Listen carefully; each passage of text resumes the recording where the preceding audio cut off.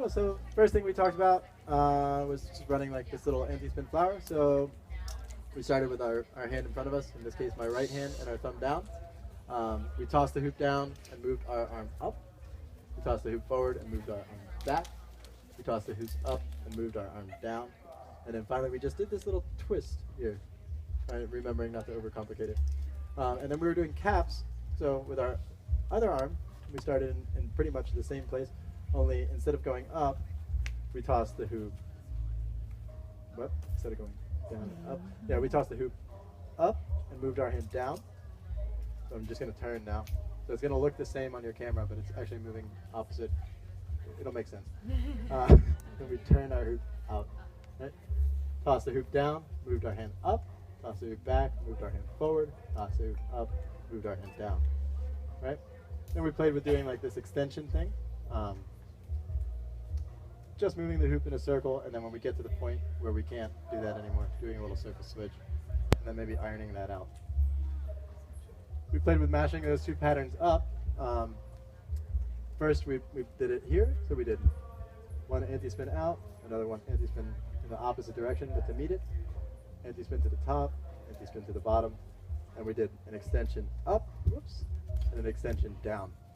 Right? We could do that one at a time again.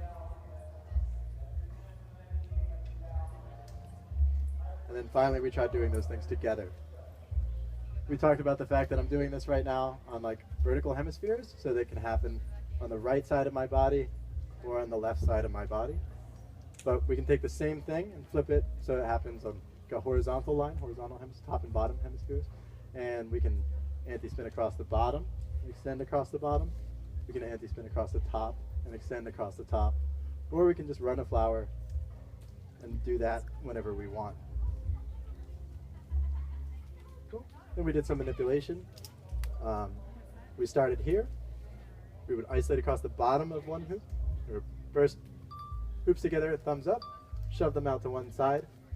Isolate across the bottom, drop one hoop, drop the other hoop, and isolate across the bottom. Then coming back the way you came, you go across the top and turn the hoop. Then turn the hoop, go across the top. The same way we learned the caps. We did that a few times and then did them together.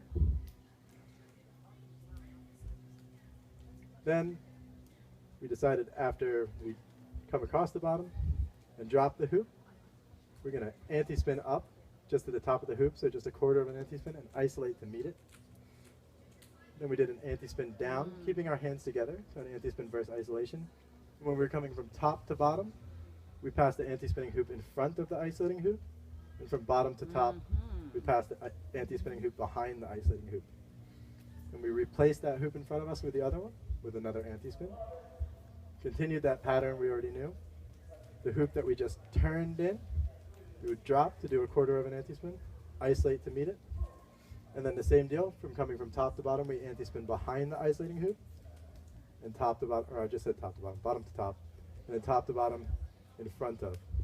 Then we can replace the hoop in front of us with the other one, and continue that pattern.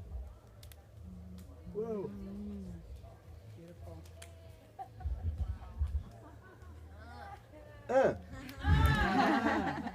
That was it, right?